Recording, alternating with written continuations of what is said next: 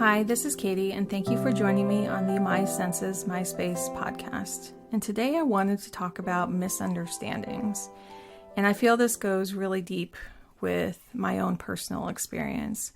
I grew up with, and I didn't realize I had sensory processing issues, but particularly it was audio processing disorder. So, and again, as I've mentioned in other podcasts, the word disorder is being looked at as more condition instead of disorder. So having an audio processing condition, I did have frequent ear infections as a kid. I probably stemming from swimming, and being more susceptible to colds from my allergies. And so I remember getting my hearing checked multiple times. But what wasn't being checked was I would be able to hear everything just fine. I would be raising my hand saying, yes, I heard those notes, those tones. And I remember even doing this when I was in my 20s, my late 20s. I went back and I'm like, oh, this feels really familiar. And they tested my hearing, and it wasn't about that. It was actually about when I am hearing someone speak or hearing a noise, that my ears are receiving the information, but when they are sending it to my brain, one can lag behind the other, one can kind of crisscross. And when I hear somebody speak, sometimes I don't understand the words at all. And so what I would do is be a lot of, what? Huh? And that's probably what people, like the grown-ups in my life, were picking up on, is like, oh, maybe she can't hear as well. And it's like, no, later in life, much later when I hit about 40, I realized, oh, there's this thing where the brain just, whether it's auditory, whether it's through your eyes, any of your senses can kind of have these delay in one part of your body. And so when it reaches your brain, it's not synced up and it doesn't make sense for a little bit. And so there can be a lot of embarrassment. There was a lot of times where I didn't speak up and say, I didn't quite understand that, because I didn't have the words for it at the time. Very much now, especially when I'm going to the doctor's office and they're rattling off things, I say, okay, I'm sorry, I have a hearing condition and I need you to repeat that, please, because not only do I not quite hear, but I'm also not retaining the information. If I have it written down, if they type out in the notes, it helps me so much more. But there can be a lot of misunderstandings when this is happening.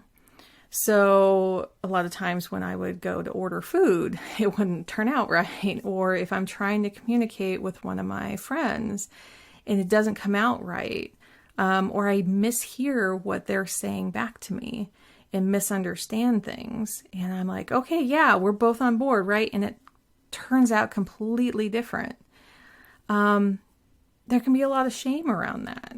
There can be a lot of shame of, well, I must be the non-intelligent one.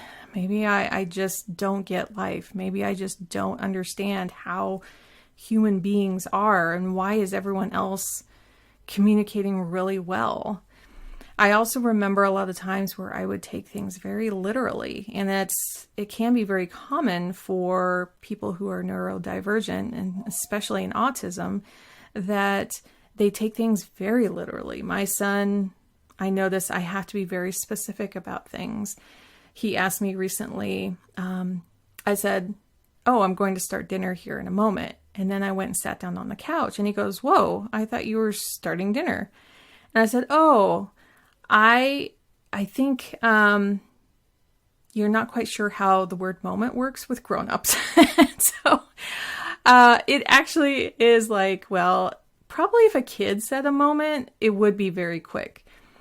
But a moment for adults, sometimes we just need to take that pause, where I had been running around the house, getting things done. And then I sat down and I said, okay, so for me, and because I'm a grown up, I need to sit down for a little bit and just have this pause so that I can like get up and then make dinner. And sometimes for me, that's between 2 minutes and like 10 minutes. So when I actually put some numbers estimate, I said it could vary though, buddy, right? Like some days I may feel like I need a little less or a little more. And then he's like, oh, I had no idea. And especially with a lot of wording, things that are worded, and especially if someone's trying to learn a different language, we have all these, and I believe they're called idioms. Please check me on that. It's like those sayings, right? Of like, waiting till the other shoe drops, or, you know, like cat's out of the bag. Like those things, when people aren't aware of them, if they haven't heard them enough, or they're from a different culture, and they'll be like, what does that mean? That's how a lot of people who are neurodivergent are as well. They're just like, I don't understand what that means. And there can be a lot of misunderstandings as well. I had used the word moment with my son for quite a while. He's 11, but he didn't understand it in this particular context. I also remember when I was like 4 or 5 years old, I was looking out the front window of our home at the time, and my mom comes by and she goes, oh, it's really foggy outside. And I actually misheard or misunderstood. And I kept looking around and I'm like, where are the frogs? I don't see how froggy it is outside. What do you mean? And I was very confused, but I didn't say anything because I was just so young. But there can always be these misunderstandings. So even if you aren't neurodivergent, humans misunderstand each other, right? Like, especially if we are on two different sides of an issue, sometimes there can be a lot of time where we're not spending the time focusing on just informing each other. Like, where is the context of the argument that we're having? Where is the baseline? Where can we agree on enough so we can actually carry out this conversation? Because otherwise, we're just talking at one another about things that are either just trigger words or we just don't have enough knowledge about. I'm not minimizing like what is important to argue about, because I do think that we do need to step up and say things that are very important, but we also need the other side to be understood. And that our words are being understood, because that means one side is listening. So that's the core thing about misunderstandings, is that if there is a misunderstanding, then we need to have both parties listen so that we can make the corrections, that we can then sort out like, well, maybe I am looking at this kind of narrowly or in the wrong way, and so I can see your perception of things.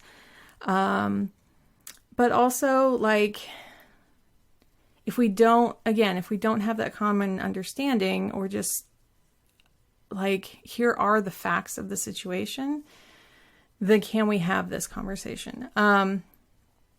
There was a great book, and I think I'll link it in the show notes because I don't have it in front of me, but I don't remember the name of the book, but it will be in the show notes. And it's about very much conducting conversations between two polarized groups. And they found that even if there was just a lot of time being quiet and listening to the other side, there was a lot more understanding and openness as the conversations went along. So part of that is like just getting a lot of the feelings out of like, look, I don't feel like I'm being heard.